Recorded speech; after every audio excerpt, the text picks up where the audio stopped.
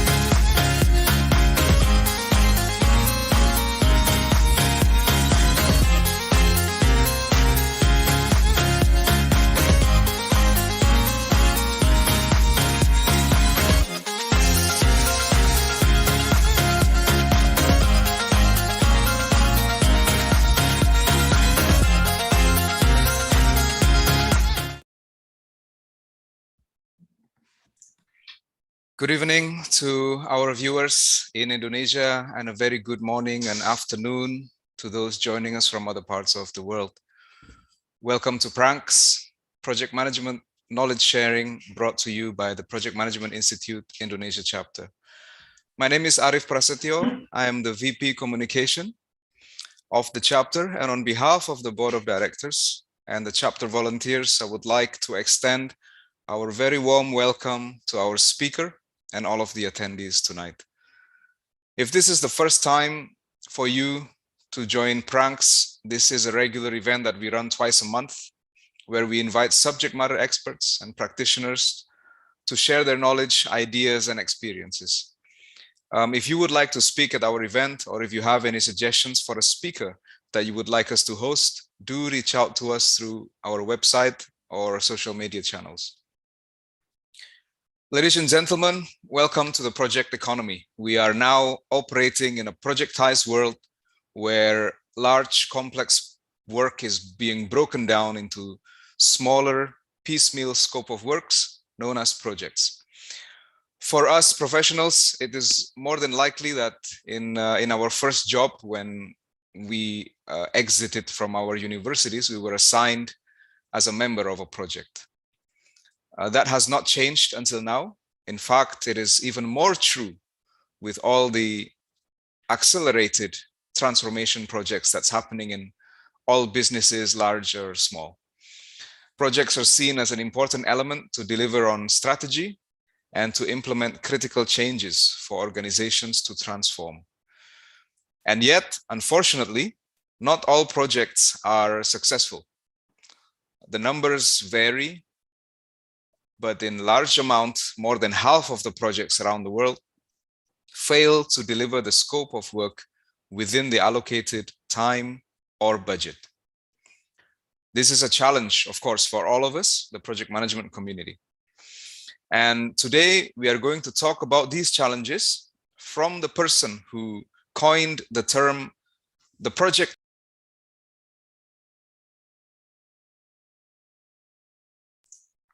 And he is a global champion and thought leader in project management, Antonio Nieto Rodriguez. A little introduction about Antonio. He is a seasoned professional and has worked in various industries.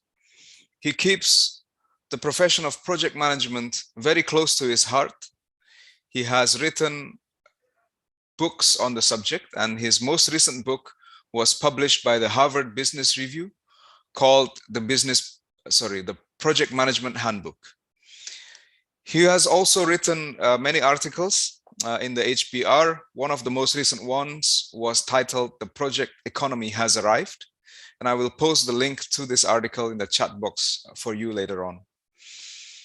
Antonio was also behind the concept of project economy and the Project Manifesto. He has founded Projects & Co. and the Strategy Implementation Institute. He is part of the Marshall Goldsmith 100 coaches. He was recognized by the Thinkers 50 and awarded the prestigious Ideas into Practice Award, and is ranked in the top 30 global gurus. Good afternoon. Hello, Antonio. It's an honor to have you with us tonight. Welcome to PMI Indonesia. How are you? Thank you, Arif. It's a pleasure to be here today with everyone in PMI Indonesia. Thank you very much. Excellent, excellent. We are delighted to have you, and we are looking forward for a very insightful session and an engaging discussion. But before we start, I just would like to remind our attendees some ground rules to preserve the quality of the session. The attendees will be on mute and with their videos turned off. If during the session you have a comment or a question that you would like to ask, please type it in the chat box with the letter Q at the beginning of your question. Today's session will be recorded and is broadcasted live on our YouTube channel. So if you have any queries or if you have any questions, you can drop a question in our YouTube chat box as well. As usual, the certificates will be sent to all the participants, and for the Indonesia chapter members, your qualifying PDUs will be automatically submitted on your behalf. And with that, I sincerely hope that you enjoy the session, and I will now hand it over to Antonio. Thank you, Orief, and let me just start by sharing my screen. So now you should be all seeing the screen, right? Yes. So it's a pleasure. It's a pleasure to be here, PMI Indonesia. I had the pleasure to visit PMI Indonesia a long time ago when I was part of the board of PMI. This is 2014 or 15, just before I was chairman. As everybody in this call, we're big passionates of PMI, and so it's a pleasure to be talking with you. I usually do now more talks to business people and leaders and companies than PMI, but when the opportunity is there, I always look forward for this, and also the exchange. Please, it's important that we have a bit of dialogue. Unfortunately, I need to finish by the hour. I have another training afterwards. But I hope to enjoy, because I can tell you this is the most, after 25 years, I think we are entering, or we are already in one of the most periods, more exciting periods for the project management profession since, I would say, since 40, 50 years ago. So this is great news. I think we're going to see more projects now in the next decades than ever before. So the world will need project managers like us, and within the companies too. So I just want to start with this high note, because it's the world is looking to us now. So we are in the spotlight. We wanted to be in the spotlight for many years. We were not in the spotlight. Now we are. Okay, so let me walk you through some slides, some of the concepts that you will find in my HBR book and other articles. So you've seen this already.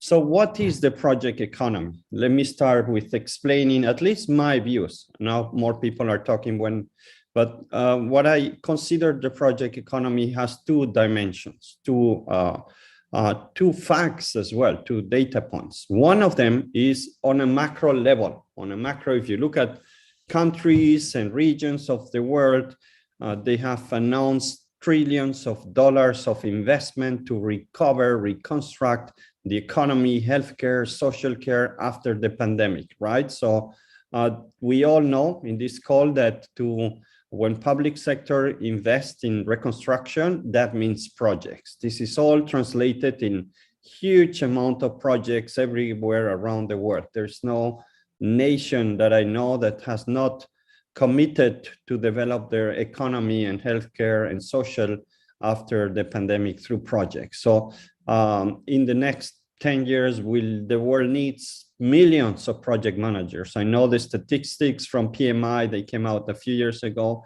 They have to be revisited, because now is much more millions that we need. So that's on a macro level. What I'm interested is also the future of work within organization. That's where I think it's very interesting for us too, right?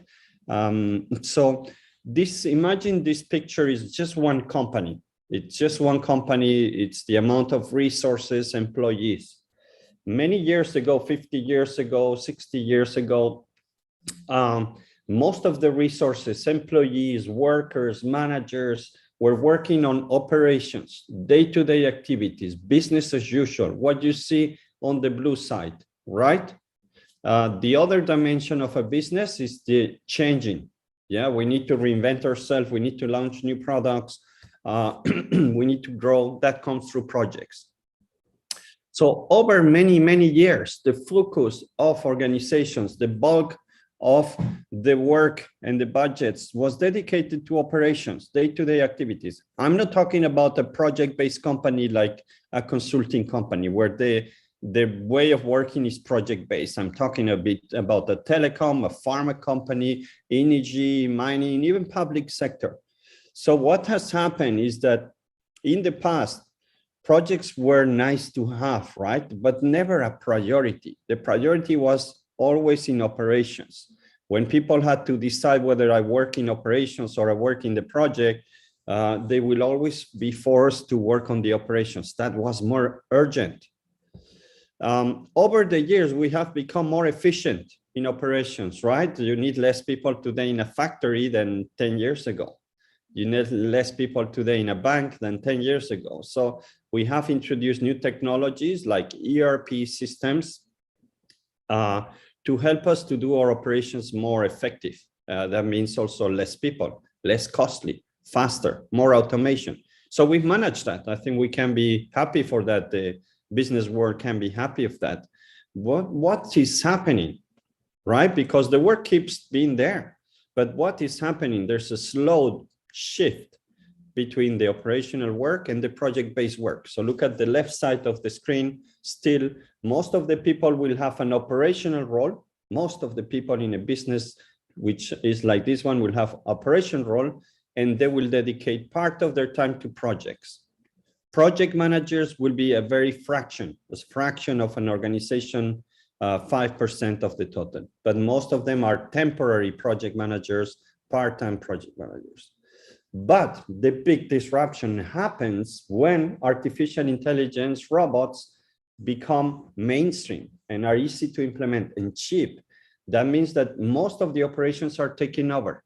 Projects, artificial intelligence don't take over projects. They cannot. Robots, they cannot. They can't take finance, they can't take marketing, they can't take sales, CRM, and so on. This happens, for example, already in the banking industry, where today you see more technology people than bankers, right? I worked 7 years in a big bank.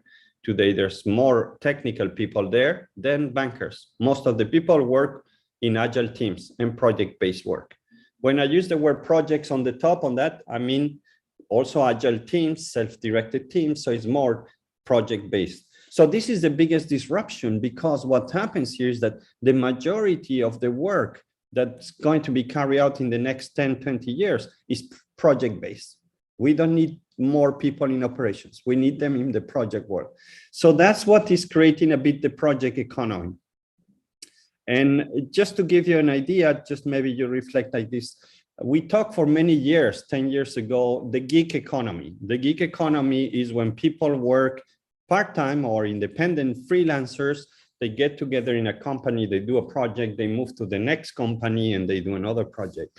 What the project economy tells us is that we are having the gig economy within the same company, right? This is meaning, okay, people will still belong to a company, but they will be kind of independent within. They move from a project to another. So very different than what we've seen so far. So we're not going to be the only project managers. We're going to see a lot of people working in projects. This has been recognized finally by HBR. One of my missions was, I want senior leaders to recognize projects as a key strategic competency. And HBR usually never publish on project management, right? HBR is the most influential, by far, most influential media, business media leadership in the world, by far. But the last time they published on project management was 10 years ago. Yeah, that's why one of the reasons why project management has never seen as something strategic by senior leaders is because HBR and other magazines like this don't talk about us. So I said, we need to change that. Luckily, they now embrace what we're talking. They embrace projects as the way to change organizations. So this is like a month ago, 2 months ago, where the main publication was talking about better project management, and other HBR magazines like in China, Germany, or Turkey were announcing the project economy. So this is great news. This is the most awareness that we can create.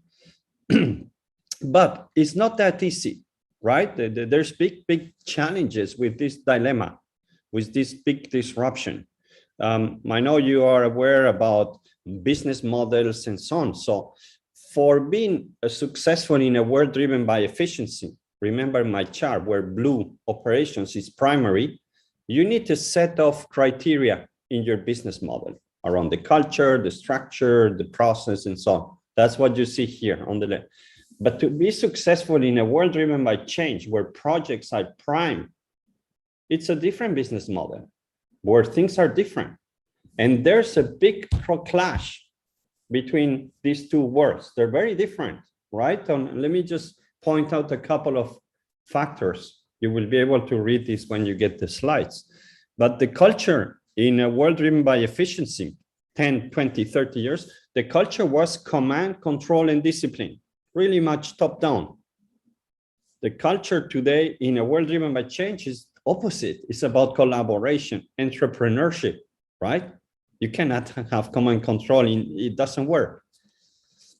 The focus in the past was efficiency, volumes, a lot around cost. In the world driven by change, where projects are primary, it's more about innovation, continuous transformation, and benefits and impact. Yeah, this is interesting. I'll go a bit deeper on this. Deep expertise. This is the type of skills that companies, universities have been building, which is, well, you specialize on one thing, right? This comes from Taylor and Henry Ford. Specialize on one thing, marketing, finance, operations, and spend your whole career there.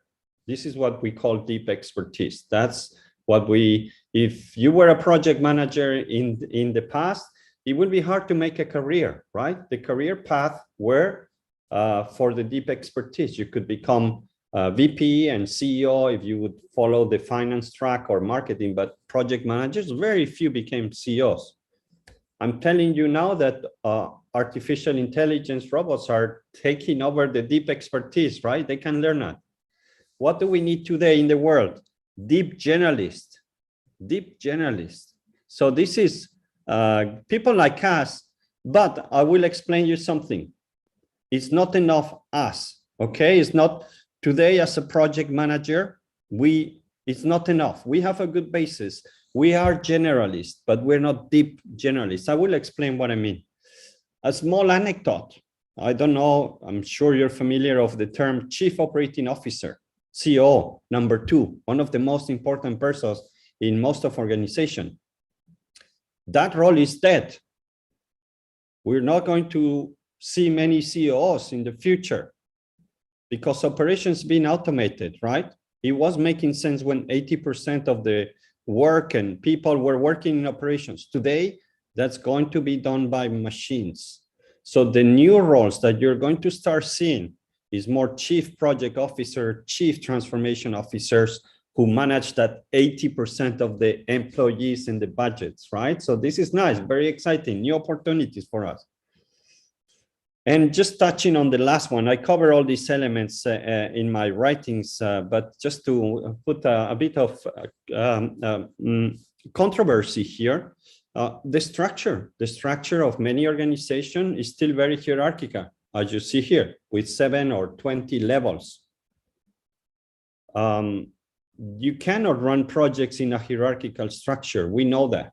We need a flat organization, right? So the structure, the hierarchy, it's changing. And in some cases, it's radically changing to very flat organizations like you see, project-based agile teams, right? So this is a big problem that organizations are facing today in maybe making this transition to the other side.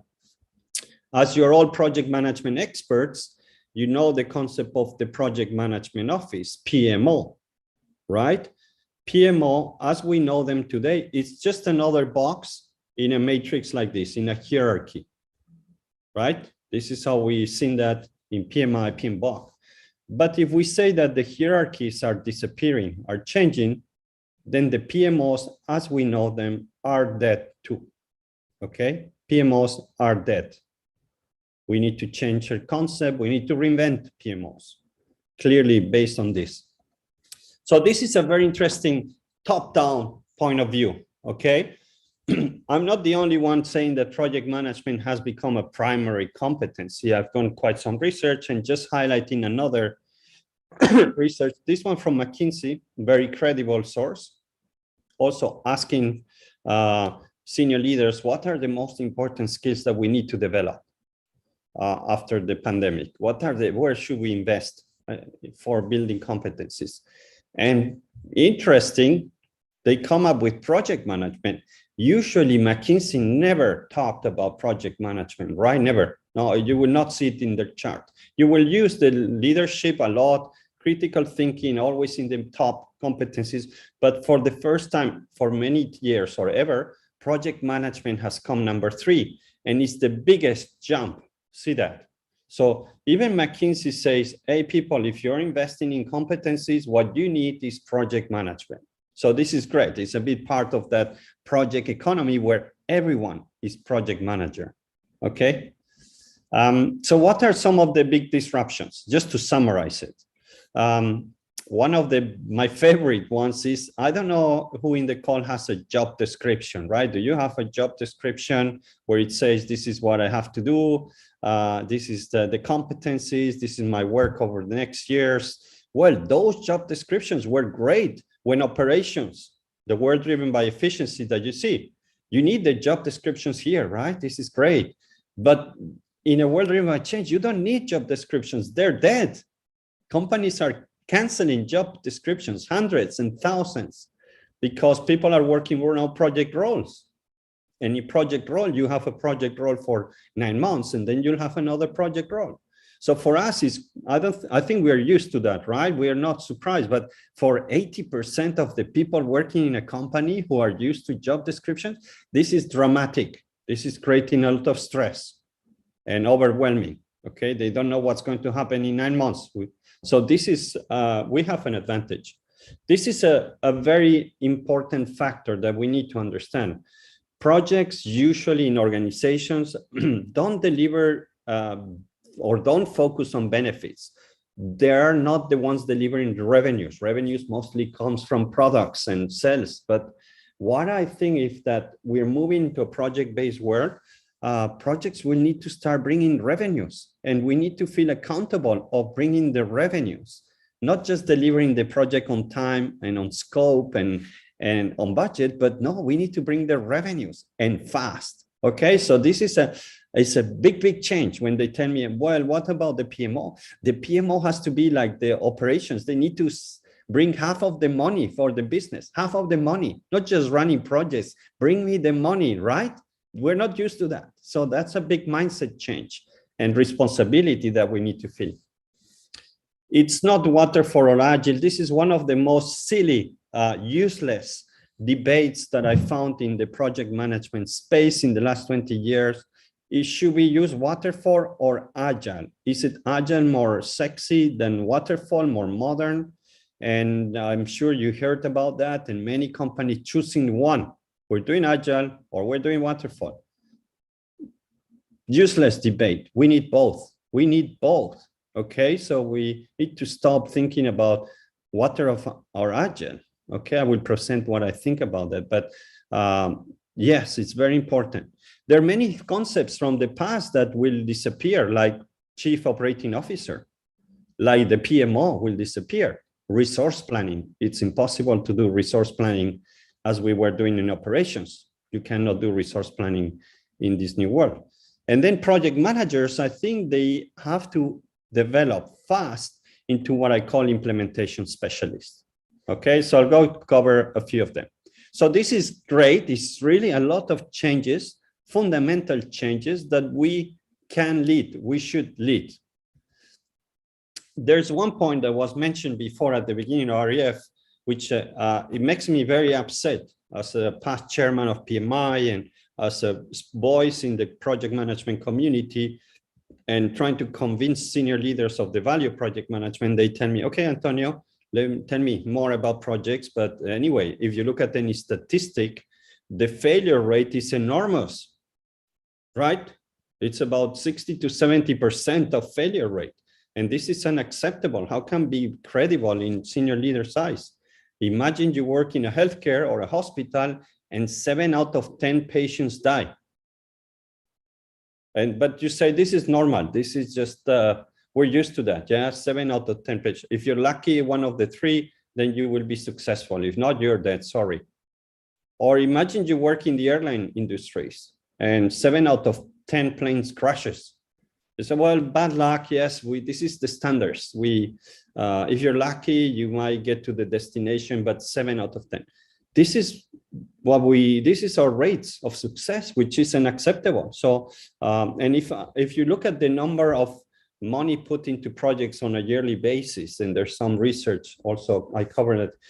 If we would say, okay, let's double our success rate, let's go for a 65%, we will be generating $14 trillion per year on value, just by doing the projects better. That's the GDP of China in the world. So I think as a profession, we need to take ownership and say, yes, we're going to deliver projects better. This is not acceptable.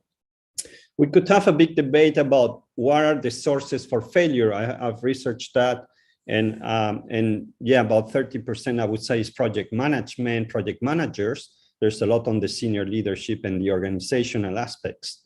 But one of the things I felt very strongly is that we need to reinvent project management. If we're not getting the results, if the success rate is so poor, there needed to be something that we change. So I will propose here just 3 changes that I'm already applying in companies are using these concepts already, but just to tell you what I think project management need to reinvent. So there is first a need of simplification.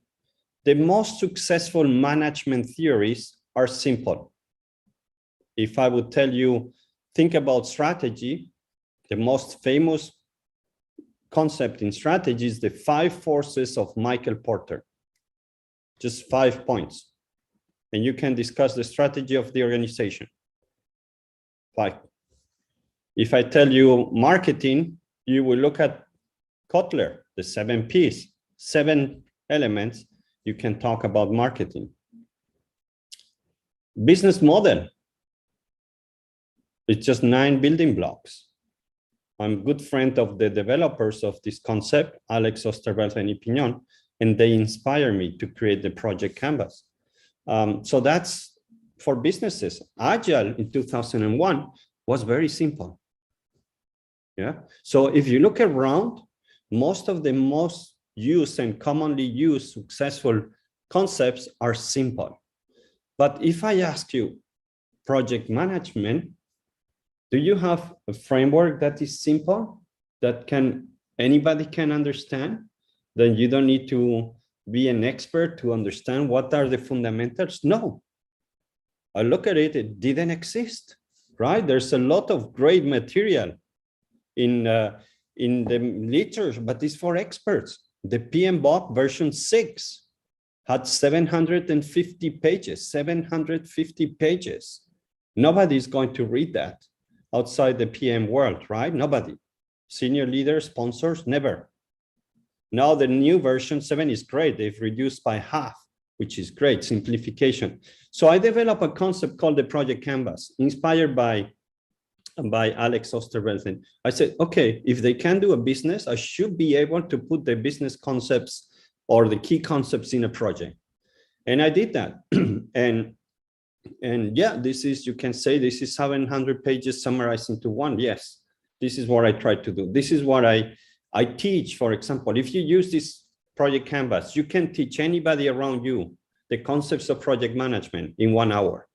They can analyze projects in half an hour. You don't need 200 pages report. And you can align people in your organization, including senior leaders, to see, okay, there's things missing here. We don't have a sponsor. That's a big alert. The governance is a mess. We don't have a plan B, risk management is missing. So that would be a red there too. And procurement, we have too many contractors. We don't know who's taking the lead. And stakeholders, there are a few against us. So this is a way to oversimplify, not saying that we need to remove what we have. I think what we have is great, but we miss that layer which will connect to 80% of the people we're working with, their stakeholders and everybody in the team, and understand and discuss what matters, right? I prefer to have a project manager who comes with 1-page project canvas than a 200-page status report. Yeah, I don't want a 200-page status report. I want to have a good discussion about the project and what can we do to make it work. A couple of changes I put in the canvas. I am a big fan of purpose. I think I'm one of the first person talking about purpose in projects. I realized that over my years, nobody got excited with return on investment, just the finance people, right? But my team, do they care if the return on investment is 15 or 20%? No. What motivates people working in a project is the purpose. And as a project manager, we've not been trained to talk about the purpose of our project. We talk about an HR system. We don't talk about that HR system is going to make us employees more happy because it's creating communities. And with people happy, we can become a more performing company. So a big focus on my book and my teaching is purpose. Why are we doing the project? And that's what sells, not the HR system. The other big change I introduce here, I want to highlight the importance of the executive sponsors. If you are doing a transversal project, a digital, if the sponsor is not present, you don't meet the sponsor on a weekly basis, and that person is not engaged, that project will fail 100% for sure. Yeah. So why would you continue a project? Change management. I think as professionals in projects, it's not about communication anymore. In PMI, we talk about the communication knowledge area. I think communication is not enough. Communication plans is not enough. We need to know how to engage stakeholders. Okay, so this is for free. You can download in my website and use it and try it and play with it. It's great. On the methodology slides, I mentioned the big mistake having a discussion around trying to fit all the projects through one methodology. I did that. I'm guilty of making this mistake where you develop a project management methodology for all the projects in the company. I don't know how I managed to do that mistake because projects are different. Sometimes we'll need to follow that methodology. Some others might need to use agile methods. Some others will need to use Lean Six Sigma and start whatever. So one size doesn't fit all. The second big mistake in the community and project management was this debate between agile and waterfall. My proposal is that we need them all. So we need to embrace agile methods. Yes, of course. We need to embrace continuous improvement. I think about 50% or 60% of the projects in a company can be dealt through continuous improvement. You don't need a project structure. You don't need governance. So you can really diminish the amount of projects by making many of them just continuous improvement. Project management, obviously, super important, and program management too. Lean Startup, most, I think, or all digital transformation projects that every company is doing today requires a mix. It's the hybrid approach. You need some program management, you need some project management, you need agile methods for some of the parts. If you're developing new business concepts, Lean Startup. And I believe these are the tools that we should be developing for organizations. These are the competencies that as project managers, we should be learning, okay? So it's not one or the other. You can have a strength. You can say, okay, I like to focus on agile. I'm in the Scrum path and I like that, but don't disregard the rest. Understand, get trained if you want certified. Same for project managers. You can move into PMOs and but don't disregard Lean or agile methods. That's a big important message. Another big change that I'm proposing is how we measure project success and performance. And I know we all love this, right? I'm sure if I ask to the participants, I see 100 participants in the call, is what is one of the most important frameworks or concepts in project management? They will say the triple constraints, right? The golden rules. But I started to have some doubts, especially when I started to go deeper in research and looking at thousands of projects, and I was coming across cases like this. Let me ask you, how would you consider a project that was originally scheduled for just 4 years to be completed and a budget of 7 million, and it took a little bit more than 4 years, it took 14, and it costed not 7 million, it costed a little bit more than 102. If I would ask you, we will all say this is a failure, right?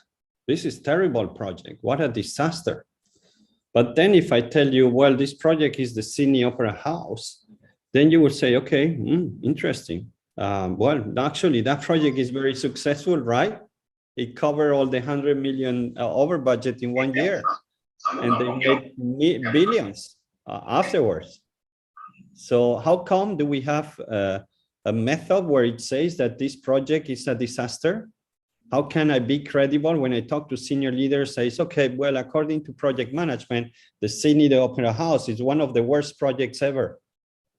How can I? So I thought we need to change that. Again, not saying let's remove the PMBOK, let's remove the triple constraint. I'm thinking about refreshing them, re-enacting them. The world has changed from when the PMBOK was developed, right? In this concept. So I've developed, and this is work in progress. Don't take this to granted, but this is something I'm adding to the profession that we need to start looking.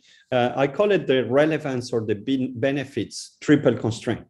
What's the value that we're bringing? What's the risk that we're taking? And is it sustainable over time? So in the case of the Sydney Opera House, the triple constraints was not really good, but the benefit was really good, right? The value, the potential, the sustainability over decades, it was high. So one piece was not go good, but the other one was great, and that should keep us pushing.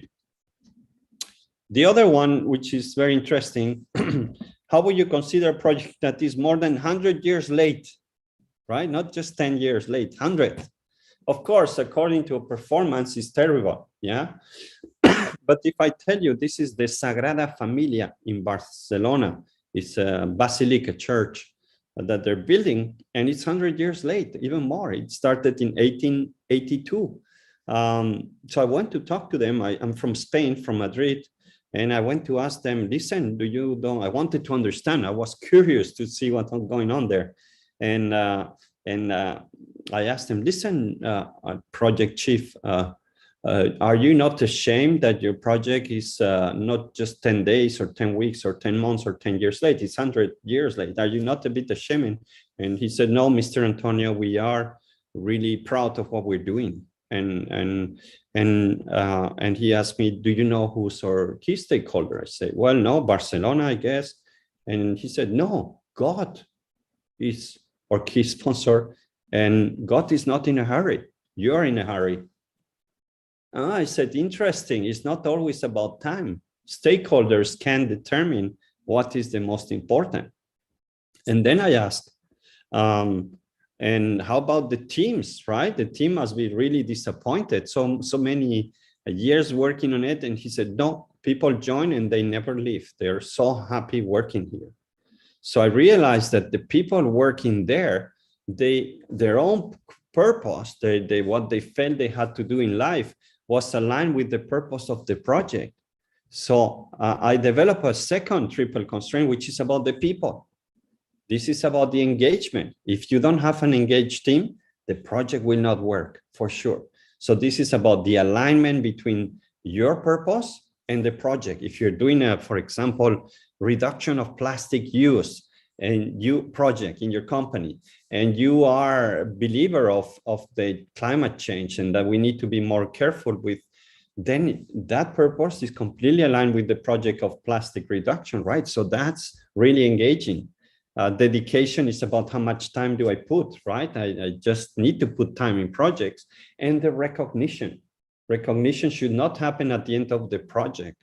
Recognition should happen all the time, right? So this is very important. And the other thing that I want to highlight with this project is that it's 100 years late, but they're making revenues every day, right? You can have a project late if you are delivering benefits, and they've been delivering benefits since 80 years, right? So it's very important, focus on the benefits.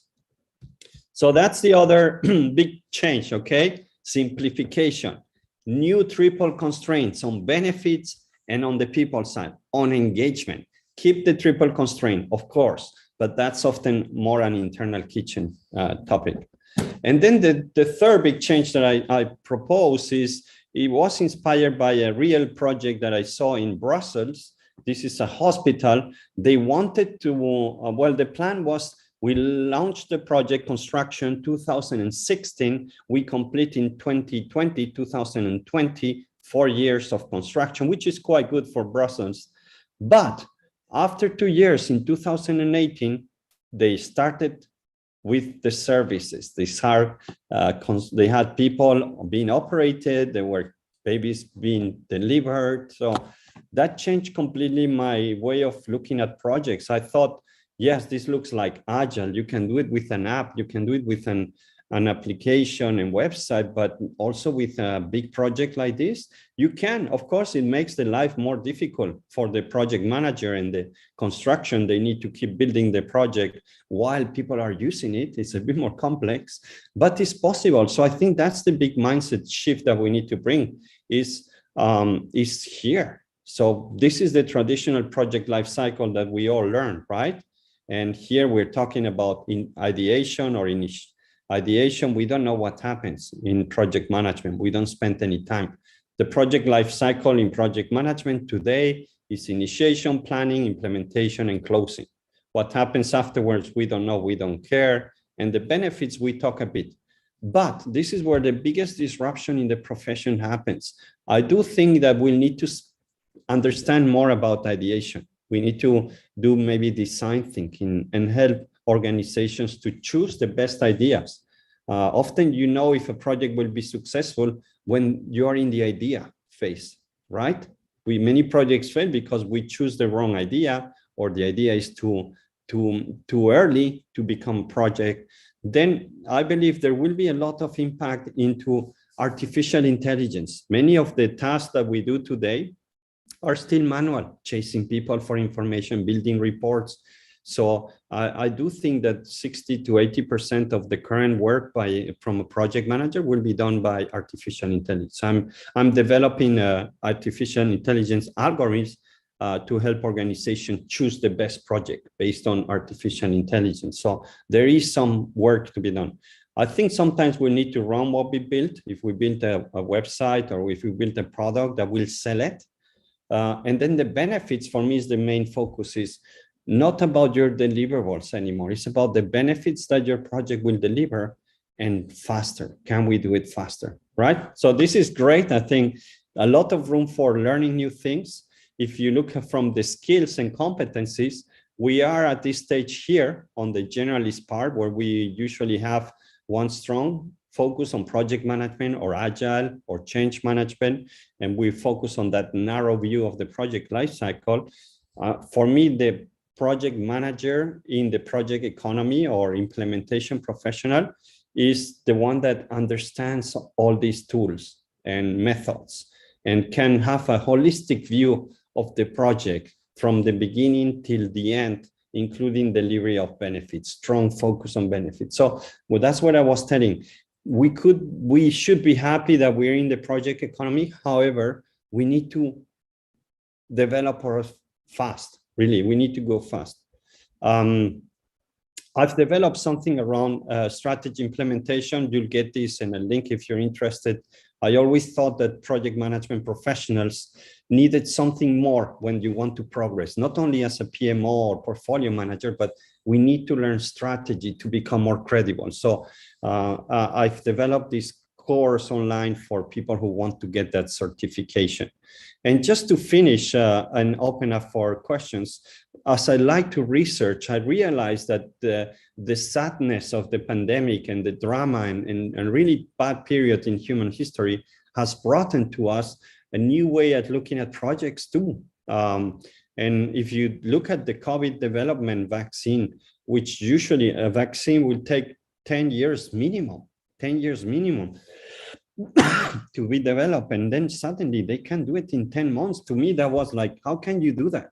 How can you do something in 10% of the time? Yeah, imagine whatever project that you're building, an ERP system, a digital transformation, which takes 3 years, now in 3 months. How can you do that?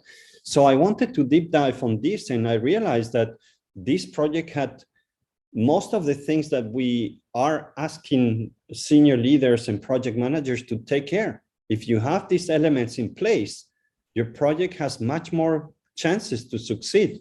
And with the COVID vaccine, there was a higher purpose, which was not just the revenues, but saving people's life, the sense of urgency that's so important. this is a very important when we talk about the role of the senior executive. They were not dedicating just 1 hour per month to the most strategic projects that happens today.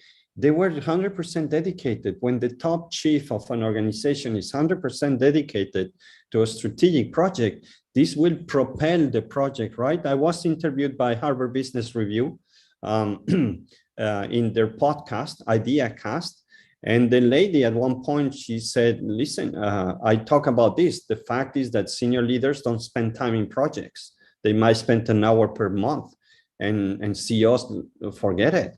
And Alison, the person interviewing, she said, listen, Antonio, I had the CEO of Pfizer a couple of weeks ago, and Albert, and he told me that very unusual, but for the COVID, he dedicated 100% of his time, right, for that project. Yes, 100%. It was a priority, and he was pushing it. But usually he doesn't dedicate time to projects. I say, listen, you want to make a difference in your projects? Make sure the executives are involved, right? We know that, but we need some people to tell us. Very flat structure.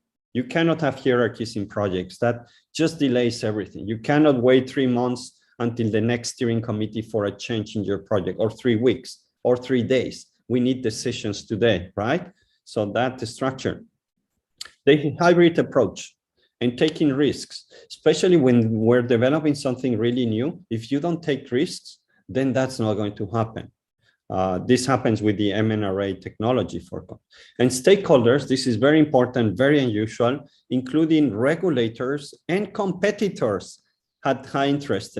So very high in our stakeholder matrix, but very supportive. It was like all wanted to succeed. Nobody against the project, including regulators. So if we have all these, I just highlight 5, but there's at least another 5 that I discovered. If you have that, then we can solve any problem in the world. We can. Any of these sustainability development goals from United Nations, we could tackle one by one if we apply the same formula. Okay, so I'm very excited. I think this is, unfortunately, project managers are not at the table in Davos or COP, right? The climate change. But that's my kind of goal for the next year, is make sure that project management professionals like you are on the table to help the world, organizations to make changes, to make this happen, right? We know how change can be developed and happen. So this is really, I'm super excited because this is amazing. And last but not least, I think always as an organization, and you can ask your CEO about this, is when was the last time you were highly motivated and proud of belonging to the organization? This is what I ask all the time, anywhere I go.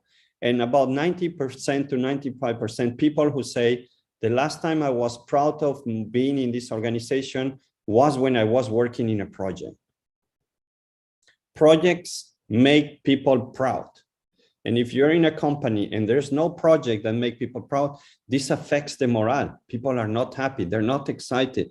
So I think also senior leaders need to see as projects as a booster of morale, right? We all like to work in a challenging project. And if you don't have that, your life becomes like a bit boring, right? So my view is that there are very few ways of working and collaborating more motivating and inspiring than being part of a project with an ambitious goal, a higher purpose, and clear focus. So this is my view. You'll get more links to material that I share for free, articles and blogs and newsletter in LinkedIn, where we tackle every week an important project. What else? There's the website here on the book and the Strategy Implementation Institute. And 2 LinkedIn courses that are very popular if you want to learn a bit more and you have access to LinkedIn Learning. And that's it. I just went quickly through the concepts. I hope you found them inspirational, exciting, also challenging. So we need to do some changes, but I'm really proud of this moment that we've built together. So open for any question. I still have around 10 minutes. Perfect. Thank you so much, Antonio, for that presentation. If you don't mind to unshare the screen so we can have a... Yeah, I'm going to do that right now. All right. Thank you so much. So again, thank you for this very engaging and some controversy in some parts of the slides, which we always welcome, right? So based on what was discussed, first of all, I would like to start by extending my condolences to COOs, PMOs, resource planning and job descriptions, which are most likely to be dead, if not already in some organizations, as was mentioned by Antonio. Okay, so we know that you have a hard stop in about 10 minutes, so I would like to address a few questions asked by our audience. I would like to start with the question of change. So you mentioned that in order to be able to face a world driven by change, organizations themselves need to change, right? And for large enterprises, this is not easy because they have a rooted culture, they have processes, they have hierarchies, compared to, let's say, a startup company, which is set up in a much more flat and simpler way. So do you see this maybe as a hurdle or a reason for reluctance to adapt to a structure that is more of a, accommodating to the network of projects? And this is in line with a question that we had from Parikasit about, changing the organizations to adapt the structures. Thank you. Great question, Parikesi. And yes, absolutely. Good observation, Arif. Of course, if you're a startup, you'll start on the right model, right? The more agile, the more project-based, and then slowly maybe you start maturing and you become a bit more operational. But the good thing, what I've seen, I'm not an expert in Asia, but I've done some research on Hire, on Alibaba, and these very successful companies, and they actually use this more agile approach to or project-based approach, where the project manager has ownership of the business case, but also the resources and the budget. Alibaba is well known for, if you have an idea, they will fund you and then put you the team, but then you need to sell, right? You need to make sure that the benefits are delivered. So yes, definitely it's a big change. I have a solution where a more changing a culture, changing structure, it can take 5 to 10 years, and companies don't have that time. So my advice, and this is a secret between all of us and you, is when you have a strategic project, ask the sponsor to extract the project and put it outside the organization, right? Let's say, okay, we're doing this very important digital project. Get the people to work on it full time, if you can, and extract them from the operational structure. That will accelerate much more the impact of that project and the delivery of the project. Perfect. Thank you so much, Antonio. The next one, you at the end of your presentations, you mentioned a lot about purpose and benefits and how we can bring value as early as possible, even as the projects are ongoing, right? So in your book, also you mention about a hierarchy of purpose. So do you see that the high failure rates that we see is maybe related to an unclear purpose, or perhaps a misalignment of projects with the organization's purpose? Or maybe, as you stated, it may be because maybe we are measuring, project success with outdated metrics, right? And to bring it a bit more on a practical level, this is a question in line with Adityo. Most of us here are project managers, and how can we incorporate those new aspects that you mentioned at a project level, where we belong already to a project team? Yeah, this is a great question, and it's not solving the issue of success, but it does help you to get much more support from the organization and the team when you talk about the purpose of the project instead of what the project will deliver. Let me just give you a small tool again. Use the why. Ask why 5 times or 4 times why we're doing the project. To give you an example, somebody I know was working on HR system I talk about, and I asked her, why are we doing this project? And she said, because the old system is old and we need a new HR system. And then I asked her, why do we need a new HR system? And she said, because this new system has new functionality, which is about creating communities and social media on our company. And I say, why do we need that? And she said, because by creating that community, people who today are not very happy, or employees, they're leaving, will be more engaged and will be happier. And I asked them, why do you want 2 people and be more engaged? And she said, because if people are engaged, we'll keep talent, we'll engage more people, and we'll be a high-performing company. So we're coming from an HR system, which is what 99% of the project managers talk about, to a project that is going to increase the engagement of employees and make them more happy. And then I asked her, how are you going to measure? And she said, we'll do it in the next survey. We have this employee survey once a year. It happens in March this year. And what's your target? We want to increase by 50% the satisfaction. So now suddenly I told her, this is what you need to talk about. Don't tell me about the HR system. Nobody cares about what project managers are delivering. Nobody. People care about the benefits. So if you tell 2 people that you're working in a project that will increase by 50% the employee satisfaction in March this year, you'll get all the attention of the world. People will want to work for you. So very simple technique. It takes hard because we've been wired to talk about the system that we're developing or the application we need to change that. And then it's a different world. Perfect. Very well put, Antonio. Thank you. I think we will take one more questions. I apologize to the audience. There is some more questions coming up, but I don't think we will have time. So there were a lot of predictions, Antonio, at the beginning or the onset of the pandemic and the global slowdown that disruption is happening everywhere, and including to the project management profession and the way we manage teams. Some of it is related to the Internet of Things, big data, and so on.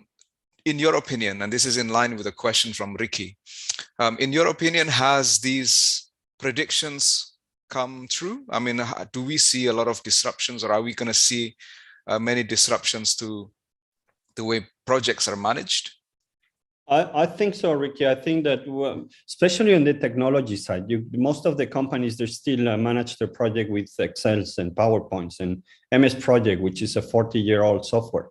We've not embraced technology in projects. I think there's certain reluctancy of using technology because they will take part of our work. But I've seen developments where a company I'm working with, they can develop your project plan for a plant in 5 minutes instead of 3 months with big data and artificial. I told you I'm working on a company about project selection using big data and so I think we need to bots, for example, the work of the PMO can be done by bots, right? Especially on the support and asking questions. So I think the biggest disruption in project management is with the embracement of the technology, removing most of our tasks, especially the bureaucratic, allowing us to focus on what we were talking before, on the ideation, on the benefits, on the people side.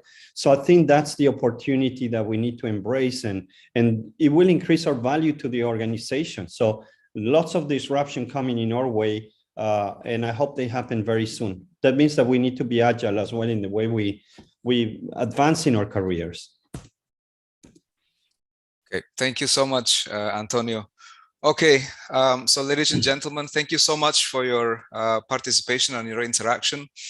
Before we let Antonio go, please switch on your cameras and let's take a group photo on the Zoom so that we keep it as a memento.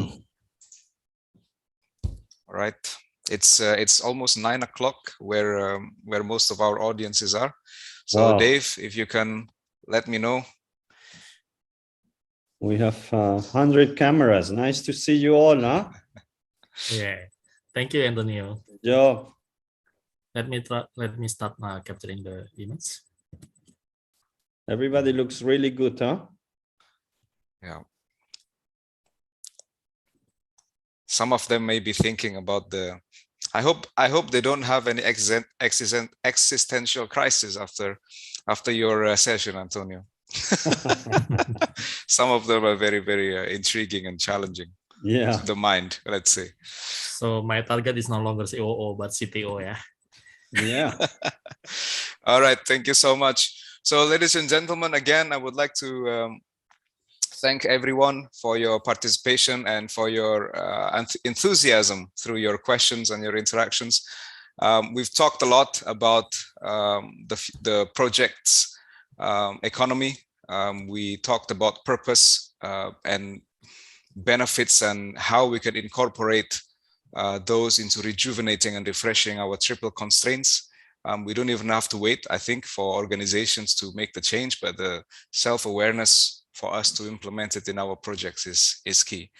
And most importantly, hopefully, with Antonio championing this attempt for us to have a seat at the table to influence corporate strategy and the way organizations are run, this will be good for the profession and for the community overall. Thank you so much, Antonio, for being with us, and we'll be happy to have you back someday. A pleasure. Hopefully face to face next time. Hopefully, yes. Come to our symposium, Antonio. Oh yeah, next time. I love that. Yeah. Thank you. Thank you so much, everyone. Have a good evening. Goodbye. See you. Thank you. See you. Thank you. I will send you the slides right now. Yes, thank you, Antonio. Okay. Bye.